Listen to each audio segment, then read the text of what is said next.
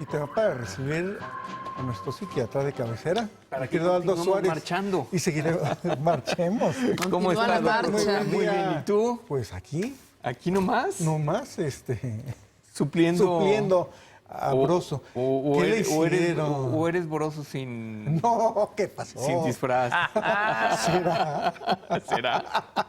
No. ¿Cómo estás, señor? ¿Cómo Buenos estás? días, doctor. Qué Nela Qué Rosa. gusto, doctor. Un ¿Cómo placer. están? Pues vamos bien. Todo bien. ¿Vamos? ¿Vamos? Vamos, todos. Mentalmente no sabemos del todo, pero parece que ahí vamos. Veces bien, veces mal. Marchamos. Marcharon. Ok, muy bien. Pues está en marcha todas las podríamos decir, celebraciones alusivas al Día Mundial de la Salud Mental. Como había anunciado la semana pasada, este sábado 10 de octubre se conmemora el Día Mundial de la Salud Mental y el lema, que siempre se propone un lema para cada año, es el de dignidad en salud mental. Yo me permití, si me pueden pasar la primera imagen, me permití realizar esto que ahora llaman una isla de palabras. Sí. Y una isla de palabras es como una lluvia de ideas en donde lo que haces es poner muchas palabras juntas que hacen alusión a un tema en específico. Este tema en específico era el de la dignidad mental, dignidad en salud mental. Esta no es la diapositiva, pero ahorita ya aparecerá. Y creo que lo interesante de esto es que cada vez más personas se suman a este tipo de celebración.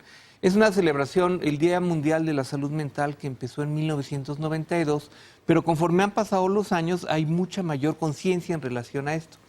Es así como, por ejemplo, el día de ayer el Instituto Nacional de Psiquiatría Ramón de la Fuente hizo un gran evento al que honradamente me invitaron. Aquí tenemos lo que se llama Isla de Palabras y que tiene que ver con todas aquellas palabras que vienen a la mente cuando uno piensa en dignidad en salud mental. Desde luego hay muchas cosas que tienen que ver con la exclusión, con la segregación, con el involucramiento de los pacientes. Y básicamente de lo que se trata en un día de estos es de que hagamos mucha conciencia de qué es el tema en específico. Es por eso que a mí me tocó hablar ayer de dignidad en salud mental. Pero antes que eso quiero platicarles que para mí es muy emocionante ver cómo conforme pasa el tiempo hay un mayor involucramiento no solo de los profesionales de la salud mental, que así empezó, sino en un evento como en el de ayer hay involucramiento de los pacientes. De hecho, si recuerdan, la semana pasada lo anunciamos, llegó mucha gente claro. que se inscribió al evento y es un evento en donde están los profesionales, están las autoridades del instituto, pero vienen los pacientes, todos los que quisieron inscribirse y que cupieron, vinieron al evento. Entonces, es interesante, pues, porque la salud mental, desde luego, no pertenece, ¿no?, a los profesionales, sino que pertenece a todos, a los usuarios.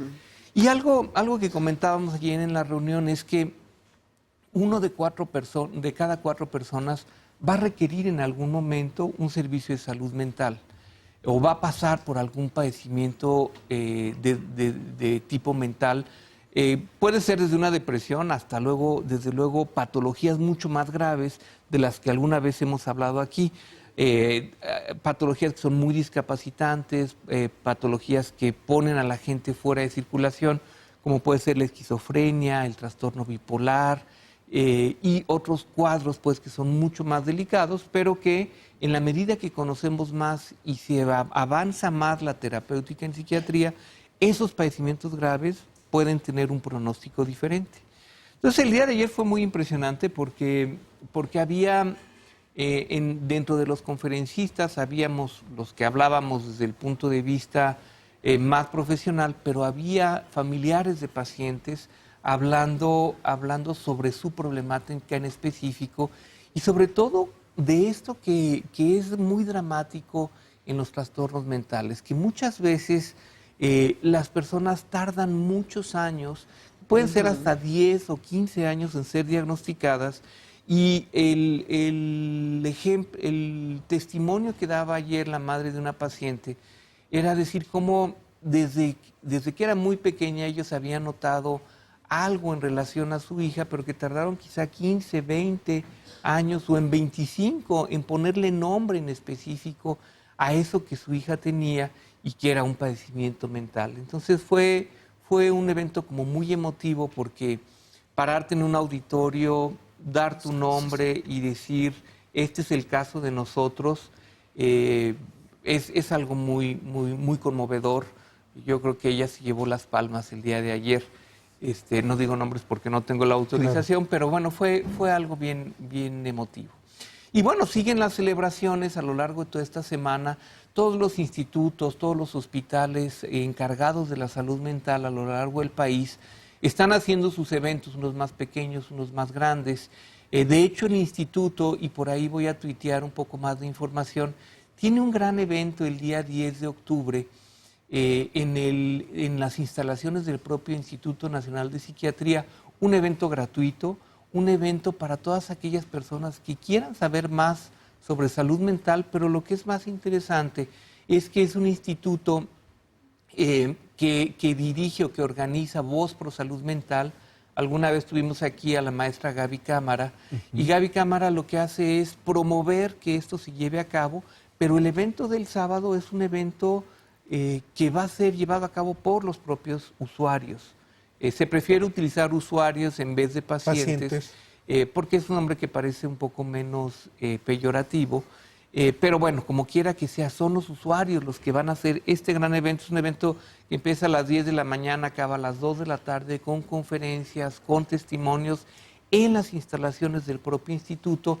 Y bueno, solo por mencionar una institución, esta es una de las principales instituciones psiquiátricas a nivel nacional, pero es muy conmovedor, pues, ver cómo este evento cada vez toma más relevancia. ¿Cómo hemos ido avanzando en el país para no solo detectar, nos decías que 1 de cada 4 personas en algún momento de la vida tendrá que recurrir a este tipo de atención, pero cómo hemos ido avanzando para localizar, identificar a una persona que desde temprana edad tiene algún padecimiento? En las escuelas, en casa, ¿qué hemos hecho? Bueno, lo principal que se ha hecho ha sido, primero que nada, identificar la prevalencia de estos trastornos. En todos los países se hace un esfuerzo en ese sentido, como para que sepas realmente de cuánto estás hablando. Justamente la directora del instituto, la doctora Medina Mora, ha sido la líder en ese tipo de estudios epidemiológicos en donde se puede saber a ciencia cierta cuáles son los padecimientos mentales más prevalentes o cuál es el orden que estos ocupan según la prevalencia. Entonces, yo creo que la primera parte es justamente el saber de qué estamos hablando, identificar la prevalencia para después hacer políticas públicas en ese sentido. Desde luego, ha pasado los años y los que eran hospitales granjas psiquiátricos han derivado, afortunadamente en muchos estados, en la constitución de institutos de salud mental. De manera tal que hay nuevos institutos a lo largo de todo el país que se van generando para dar una atención digna a los pacientes, quitando esa noción que cada vez va desapareciendo más de un manicomio o de un hospital psiquiátrico, en el sentido de no tener a los pacientes confinados, sino que la farmacología ha avanzado tanto que los pacientes pueden llevar una vida en su casa. Fíjate que, hablando de este asunto que comentabas tú, yo conocí un hospital psiquiátrico, Tlazolteotl, en Soquiapan, en el Estado de México, y que era una de las instituciones más añejas en el tratamiento de este tipo de padecimientos, pero con muy pocos recursos. Sí. Y el avance era mínimo, infortunadamente. Y el entonces director, el doctor Tejeda, nos decía, oigan, necesitamos que la comunidad participe para sostener este hospital, porque nadie nos hace caso ya. Sí hay un recurso destinado para el hospital, pero nada es para el mantenimiento, los salarios pero no tenemos un recurso para investigar, para ir más allá de lo que tenemos que hacer y encontrar, no curas, pero sí aminorar los padecimientos que tienen las personas que se encuentran aquí hospitalizadas en este momento, nos decían, ¿no? Ese es el gran tema y de ahí el que tengamos que seguir trabajando en esto, porque el presupuesto para salud mental en nuestro país tiene una proporción mucho más pequeña que en cualquier casi otro país. Claro. Y entonces el presupuesto para tratar ese tipo de enfermedades es un presupuesto muy bajo. Y precisamente porque esos presupuestos son tan bajos, estamos hablando de lugares en donde la mayor parte de las veces funcionan en el confinamiento de pacientes muy graves que no tienen solución. Ese tipo de hospitales tienden a desaparecer. Y bueno, los mayores esfuerzos están encaminados justamente a lugares mucho más modernos, en donde haya mucho más prevención. Y desde luego hay como una insistencia en trabajar en hacer conciencia de la patología mental, de los trastornos mentales, de cómo pueden curarse, y en un evento como en el de ahora, de hablar de la dignidad del enfermo mental. ¿Por qué? Porque la historia de la dignidad es muy interesante. La dignidad, se mencionaba inicialmente, era como algo que en algún punto el hombre era creado a imagen y semejanza de Dios y por tal era digno. Esta es una connotación, desde luego, de orden religioso. Posteriormente, la historia de la dignidad ingresa como a la parte de la nobleza, a la parte monárquica, y entonces, bueno, pues tenían dignidad aquellos que estaban en un lugar jerárquico más elevado. Hoy por hoy, toda la historia de la dignidad o toda la noción actual de la dignidad está basada en la noción de Kant, en donde se trata de una noción mucho más racional y que hace alusión a la capacidad de cada individuo de hacer sus propias elecciones morales y de autogobernarse. ¿A qué voy con esto? Que hoy por hoy el asunto de la dignidad en las personas tiene un sustento mucho más filosófico, mucho más actual, y que deriva y que es la base de toda la bioética con la que trabajamos. Entonces dices, bueno, ¿por qué están insistiendo en la dignidad? Porque muchos pacientes hoy por hoy sufren estigma, y porque ese estigma, por ejemplo, como es en el caso de los hospitales psiquiátricos, pues siguen siendo los pacientes discriminados en relación a esto. La dignidad es hoy por hoy como el elemento central de toda la bioética, no solo en psiquiatría, sino en toda la medicina en general, y hablamos de dignidad humana, que es la que a nosotros nos concierne, y la dignidad social, Sí, la dignidad social como esa mucho más general. Hay dos conceptos en esta isla de ideas que tú mencionabas, esta suma de palabras, que tiene que ver con, y además eran de una proporción menor a los demás conceptos que se manejaron, que tiene que ver con la exclusión y con la segregación. Sí. Estos elementos, más lo que sumaba de información Fernando en relación a la manera en la que se trabaja en algunas instituciones con tan escasos recursos, hacen que aumente esta posibilidad de segregar y excluir a enfermos mentales? Pues yo creo que sí. O sea, en definitiva, cuando tú no tienes los medios económicos para tratar, ya no digas lo elemental que es la alimentación, que es el cubrir las necesidades básicas de una persona, es fácil de imaginar que no vas a tener los recursos para brindarle los tratamientos adecuados, algunos de los cuales son caros, otros que pertenecen al sector salud, pero como sabemos, aquellos que pertenecen al sector salud, pues a veces también escasean, porque el propio presupuesto del sector salud escasea. Todavía es alto el número de personas que a pesar de tener algún problema, y me refiero principalmente sobre todo a la depresión, que cada vez es mucho más grave el problema, que viven toda su vida con este problema y que nunca se atienden por ignorancia, porque no hay un lugar donde puedan atenderlos por problemas económicos. Todavía es alto este número de... Sí, es muy alto y sobre todo porque hay un gran prejuicio. Lo primero que tú mencionabas es uno de nuestros grandes enemigos, que es el de la ignorancia. Ayer mismo en la conferencia había una señora que decía, pues mi hija no sabemos qué tiene, pero lo que nosotros, mi marido y yo hacemos es tirarla loca, ¿no? O sea, que ya de por sí es un término que te crispa un poco los nervios, pero que tiene que ver con la ignorancia, es decir, con el desconocimiento de lo que tiene su paciente. Claro, la recomendación a una persona como ella es decirle, pues lo que tiene que hacerse es evaluarse y ponerle un nombre específico a eso grave. Puede ser un trastorno psiquiátrico grave, como los que mencionábamos, pero puede ser a lo mejor un trastorno de personalidad, un estilo con el que se vive de alguna manera un poco patológica, o puede ser una depresión que es muy fácil de tratar.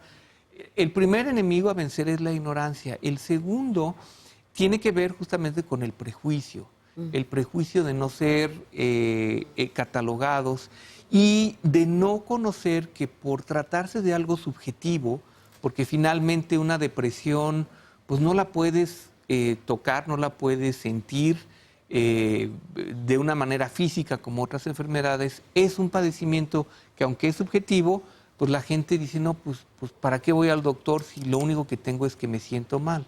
De manera tal que ese es el segundo obstáculo y que hace que mucha gente, aunque estén ahí los servicios, porque la verdad es que sí se ha crecido en servicios, bueno, pues tenemos profesionales a todos los niveles, ¿no? Psicólogos, psicoterapeutas, psiquiatras, pueden hacer una aproximación a ese tipo de problemas, a veces desde el sector privado, a veces desde el sector salud. Todos los estados tienen instancias de salud mental, claro, pero la gente no recurre a ello. Qué contraste terrible, Día Mundial de la Salud Mental, y por otro lado, en el país más poderoso del mundo, en Estados Unidos, otra balacera, otro asesinato masivo de estudiantes, que hasta el presidente Obama mencionó. Ya nos estamos, creo que fue la palabra, acostumbrando a que esto esté sucediendo, y eso deriva de problemas de orden mental. Desde luego, en un país que tiene todos los recursos, que ellos son grandes promotores de la salud mental y tienen una organización en relación a esto muy poderosa, pero que tienen una patología social bien importante.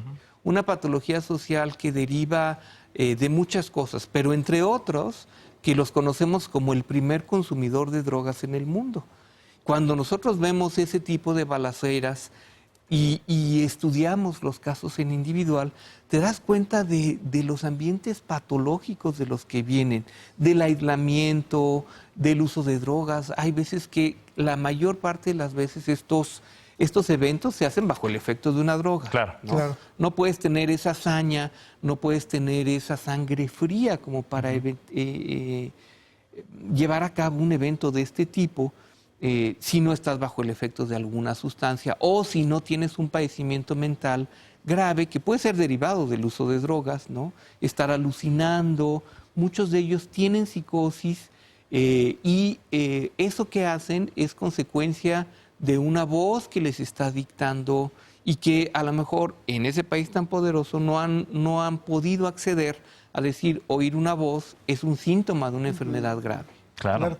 Oye, este término de bioética yo lo escuché por primera vez hace como, ¿qué te gusta? 20 años. Sí. Cuando ibas a algunas comunidades, y esto es en referencia a este hospital que les comentaba, la gente se asustaba.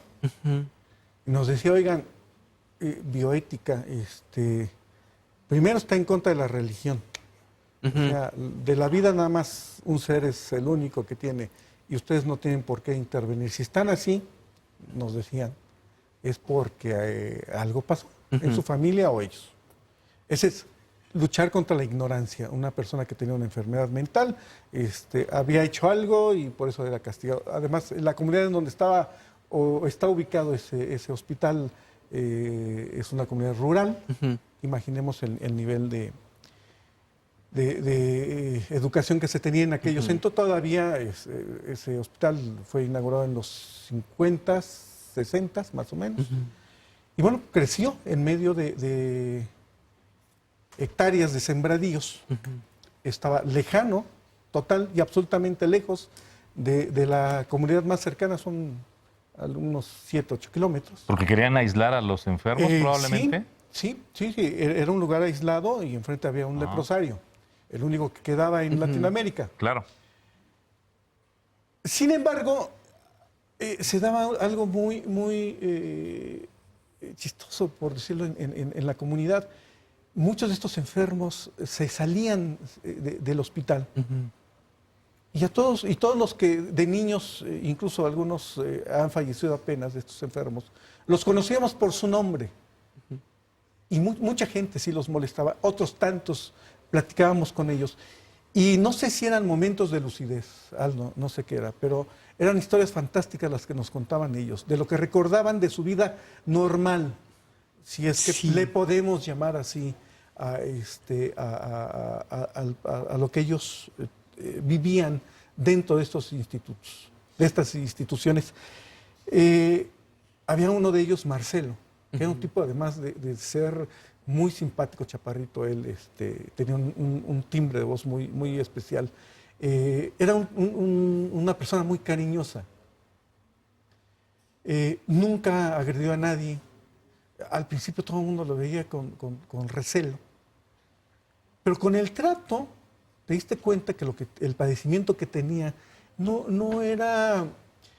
no ponía en riesgo absolutamente a nadie más que a él mismo.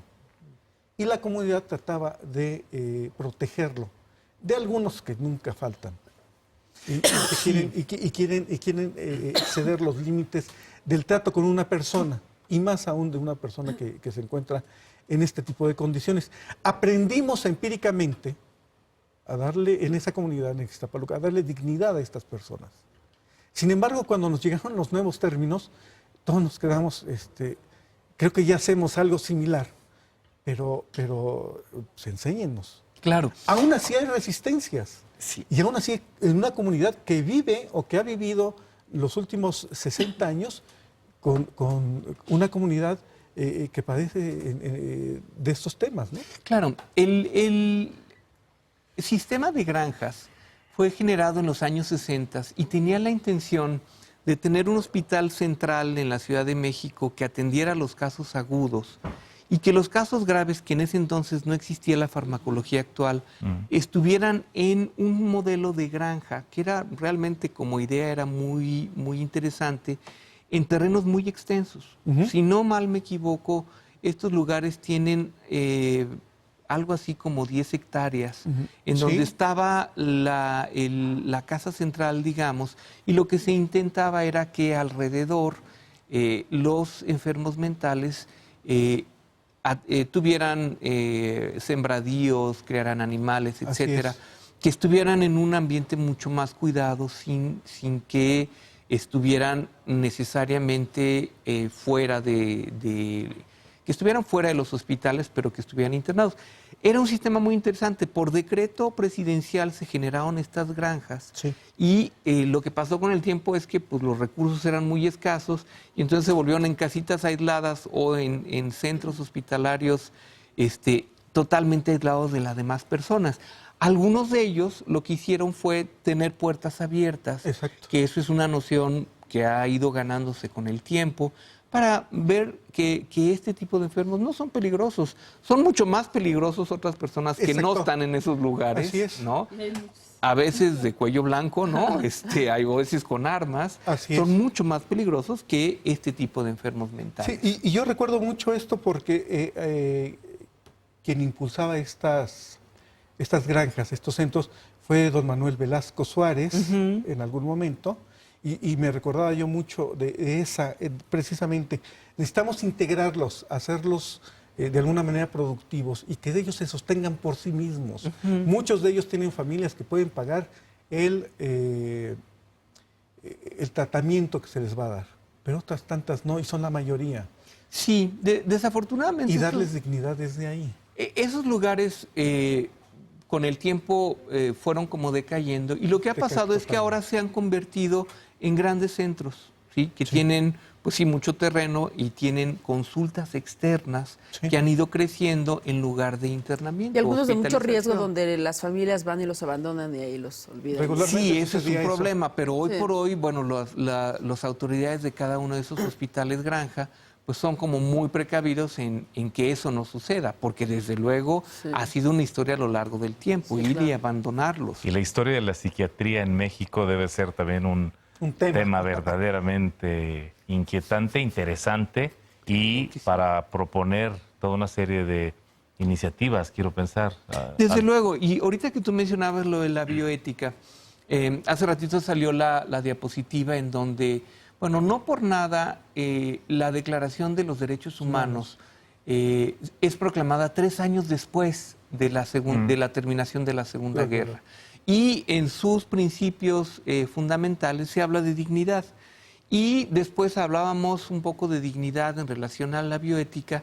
¿Y por qué existe la bioética? Bueno, pues porque en muchas prácticas tiende a transgredirse. Todo lo que sabemos que pasó en la Segunda Guerra Claro. en relación a los experimentos con humanos, sí, eso en ese entonces no había la noción de bioética y es justamente un esfuerzo por, por muchas instancias para generar conductas y prácticas que sean las adecuadas. Así es. Y bueno, pues, ¿en qué se basa eso? Pues justamente en derechos fundamentales de los pacientes. Incluso don Carlos Tejeda, que era el director de ese centro, nos decía y nos explicaba, la bioética nos impide hoy los tratamientos antiguos, electroshocks y algunas otras medidas extremas Claro. que se utilizaban para este tipo de tratamientos, pensando que de esa manera, uno, a alguien que era violento, porque sí lo sabía, se podían tranquilizar, y dos, no tenían más remedio que hacerlo así para mantenerlos